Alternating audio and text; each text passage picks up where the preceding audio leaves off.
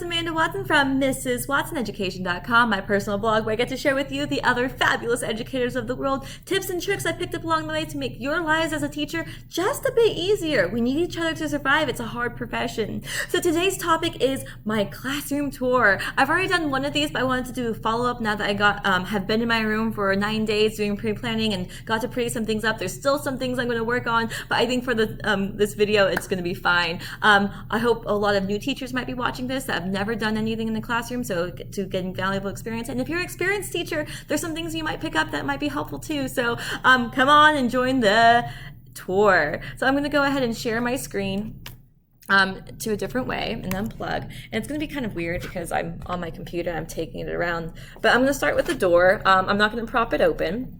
But on my door, very good, I have an old whiteboard. It's been used for, gosh, 6-7 years. You can see the pieces are falling off the corners over there. Yeah.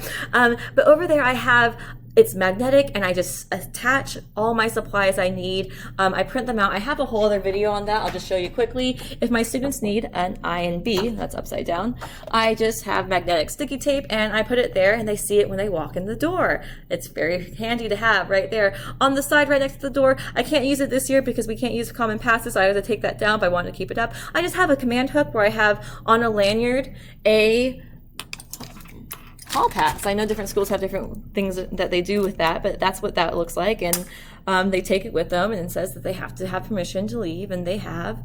And there's that. Over here on this side, I had space and I didn't know what to do with it. I didn't like all the lab equipment being seen, so I just put fabric behind it, and it made this kind of cool glass whiteboard. And up there, students can put sticky notes I provide them if they have questions or shout outs about like people helping them out. It's just a nice space for collaboration and letting me know about things that they might want to I go over a review and they're like, can you repeat question 10 before the test tomorrow? Because some kids just don't want to speak up and out loud, so that they'll write me a sticky note and post it there. Now inside my door, I have a table, and I've always tried to find a table. I've bought some in other classrooms that just fit the space. I had an extra one of these lab tables, but on the table I put the documents and the papers that students need to pick up on their way in. So if there's a handout, instead of me handing it out to them and wasting that time, they should already have it because I train them as they walk in. That's what they pick up. So that's a really cool feature there. And of course, up there I have my whiteboard. That's my calendar. I need to write it out. But it's really nice for the students to see visually their test dates as they ask. It kind of prevents some questions like, oh, the test, oh, it's next week. Oh my goodness. So having a calendar is very helpful for a lot of reasons. Now going forward, I have this little station here. In previous years, it looks a little different. I might have some common supplies there, but we can't use that. So this is what I have for this year. I have my weather station. I have my X-Acto pencil sharpener, which is fabulous. You should get one. It's linked in my Amazon must-haves. If you don't know about that, go there. I have my whiteboard with my standards, my learning intentions, agenda, homework, calendars, stuff like that. I might have to revamp this. I thought for like 5 days I was going to have to teach 6th and 7th grade this year, and then numbers changed and things are changing again. So I might still say 6, but this is what I set up for 2 preps. But I'm kind of keeping it there because we still don't know our master schedules yet because there's so many variables changing all the time. Over here in this corner, bring it down, I have a classroom cleanup station. So I have a towel, I have a mop. I normally have a dustpan. I need to get that hung up again. The hook came off, but on the command hook. And so students feel empowered. So a lot of times, like when their pencil sharpener falls on the ground and it splits open and all the pencil shavings are everywhere, they don't want to leave a mess, but if they don't know how else to clean it, they will leave it. So if I provide them the tools, a lot of times I've seen they have no problem if they know the tools to remedy the situation on their own. It's not going to cover all students, of course, but that is a nice, helpful thing to have. Then across the back wall, I have plants. Love plants in the classroom. It kind of brings a different air to it. Decorative features, nothing too much.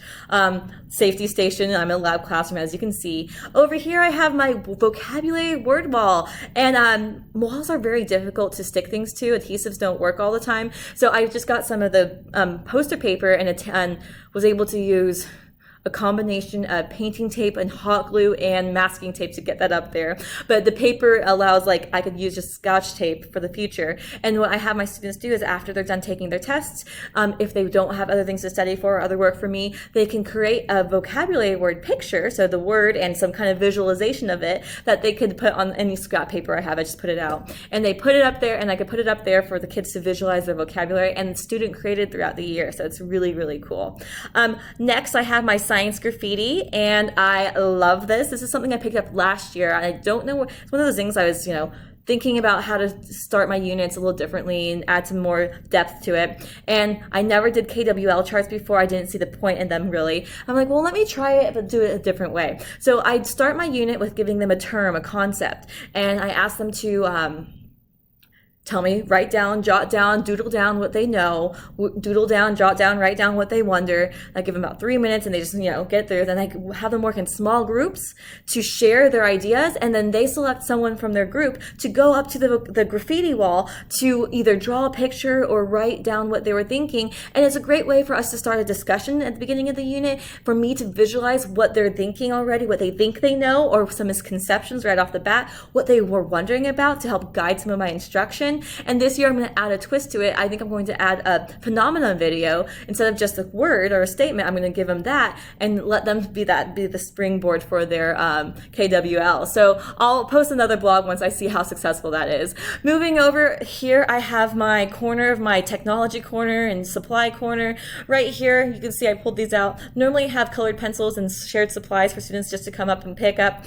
If you sort them into warms, cools, and neutrals, the students will I haven't really had it where they make a chaos. So if you have them all in one bin, they'll search and search and search for that one color they're looking for. If you separate them, they kind of know they're wanting a red. So they could go into the warms and find the red much faster. And when it comes to cleanup, it's easier for them to sort versus putting them into little containers that never last anyways, or having a one big bin, which causes problems. Over here too, I have my classroom library. You can see I have 2 bookshelves. I'm an avid reader before I had a baby. Now I don't have much time, but I still love to read, and I love to read some young adult books sometimes just to kind of connect to the students. So they see, they're like, oh my gosh, you read Red Matched? I just finished that first book. It's so good. And it's an instant connection to some of my students, and they, I could offer them advice like, oh, I have the second book. Do you want to check it out? And, it's a really cool thing to do. Up here, I have my knickknacks, all my decorative pieces that I've just created and assembled, are acquired throughout time. Most of these are like Amazon purchases. My birthday and Christmas wish lists look a little different than most people's because I'm such a science nerd, but I'm proud of that and it's okay. I have my glue sponges. I have a whole tutorial on what those are and how they work. Tons of scrap paper over there. And you can see just kind of, I don't like to waste things, so that's where it's at. Up here I had some more display cabinets, and I know you may not have those, but you could still apply. Have a section in your room for lost papers, display it, put the tape up there, and students will claim it. If they can't see that they're lost, sometimes they're like, oh, that's mine. I remember I drew that picture. It helps with that. I also have a classroom helper, so I could write down for each week the different helpers' names and what they need to help pass out. Might look different this year with 2020, but I'm going to keep that there just in case there's things that they can help me out with. I have my cool skeleton, and she, I think it's a he, dressed up to the nine with all my PD stuff, just a way to display that. The kids get a hoot out of that every year. Over here, moving around, I have my, and I know every classroom is different, but I have my teacher workstation, things I love that I have. I have my wireless mouse, I have my diffuser, and I have my Amazon Echo, and those things get me through a lot of the day. Oh, she's listening. Okay.